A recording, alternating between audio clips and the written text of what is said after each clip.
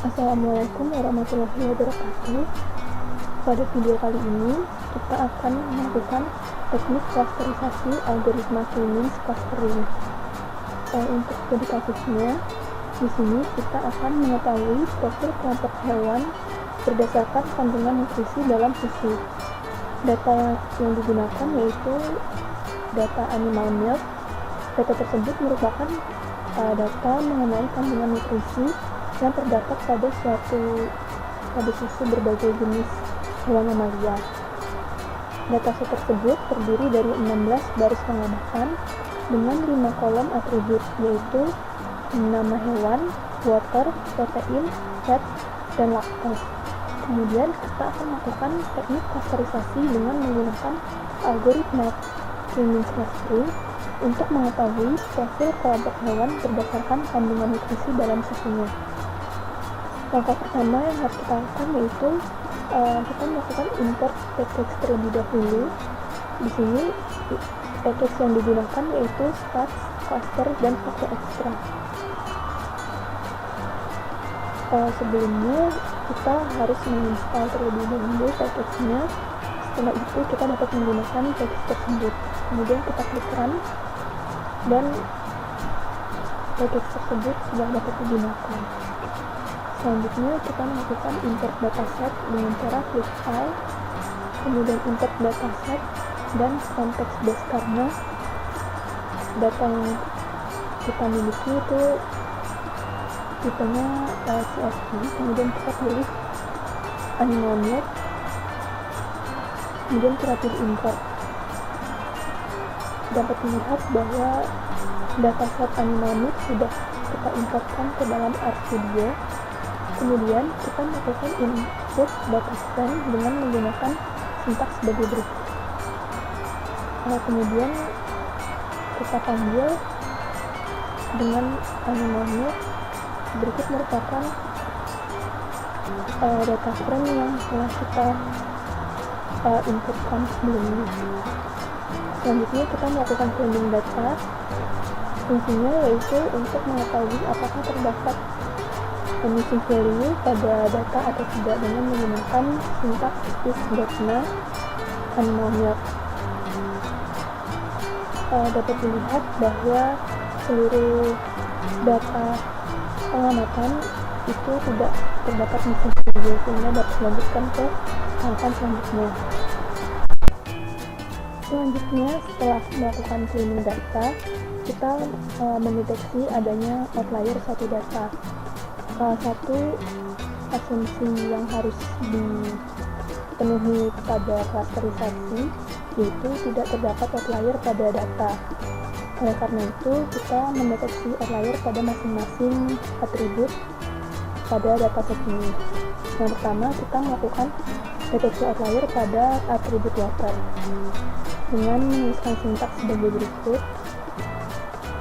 Dilihat bahwa atribut water tidak terdapat outlier data, sehingga atribut ini dapat digunakan.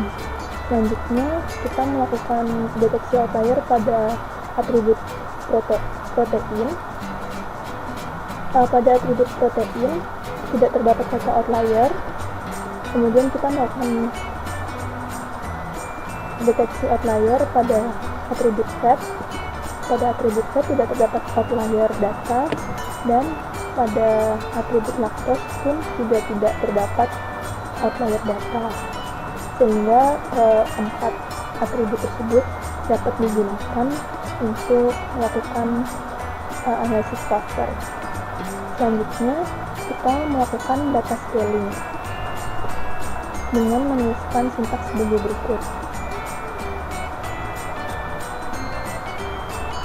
Dapat dilihat bahwa data scaling ini digunakan untuk melakukan standarisasi data untuk atribut yang dimasukkan dalam model klasterisasi nantinya. Kemudian setelah melakukan data scaling, kita melakukan model tuning dengan menggunakan metode elbow. Dalam membangun model Clemens clustering, diperlukan informasi awal mengenai nilai parameter K atau jumlah klasternya. Cara yang dapat dilakukan dengan metode elbow dengan membuat plot antara nilai K dan jumlah kuadrat kesalahan dalam klaster SSE. Lalu kita menentukan titik balik di mana terjadi perubahan pada nilai SSE sudah relatif kecil. Untuk metode elbow sendiri, kita dapat menyusun sintaks sebagai berikut. Di sini untuk penentuan jumlah klasternya, kita menentukan klaster sebanyak 10. Kemudian kita menentukan titik balik di mana titik terjadi penurunan SSE sudah relatif kecil atau stabil pada K sama dengan 3. Selanjutnya, kita melakukan model tuning untuk silhouette coefficient. Selain menggunakan metode elbow, untuk menentukan nilai K dapat dilihat dari ukuran kualitas clustering, salah satunya dengan silhouette coefficient. Dapat menyusun sintaks sebagai berikut. Berdasarkan plot silhouette coefficient untuk K sama dengan 3, skor silhouette untuk seluruh objek bernilai positif dengan rata-rata 0,54 atau di atas 0,5. Hal ini dapat menjadi indikasi bahwa secara umum konfigurasi objek dalam cluster sudah sesuai. Jika nilai dari silhouette plotnya ini ada yang negatif, maka tidak dapat atau kurang tepat untuk digunakan. Setelah diputuskan nilai K sama dengan 3, selanjutnya kita membangun model tuning cluster dengan fungsi k-means. Inputnya adalah matriks atribut yang sudah distandarisasi dan barisnya diberi nama objeknya. Untuk sintaksnya dapat dilihat pada layar.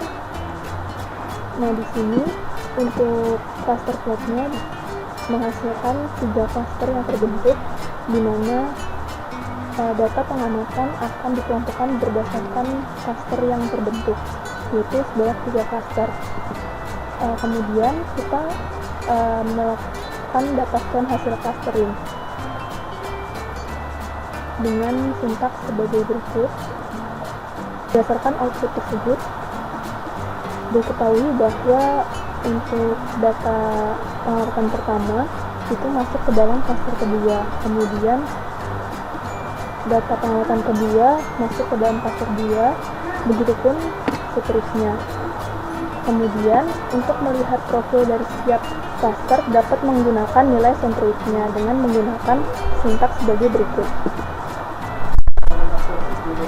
Berdasarkan output tersebut, nilai centroid atau centernya diperoleh dalam dibagi menjadi 3 cluster. Yang cluster pertama itu merupakan cluster hewan dengan kandungan nutrisi susunya untuk water dan laktos yang terendah, sedangkan untuk protein dan fat itu dia memiliki kandungan nutrisi yang tinggi karena dia nilainya positif terbesar.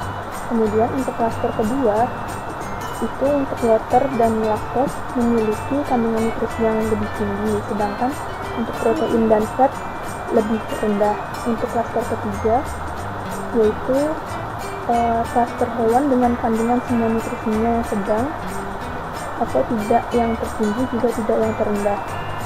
Baik, sekian video kali ini. Kurang lebihnya mohon maaf. Wassalamualaikum warahmatullahi wabarakatuh.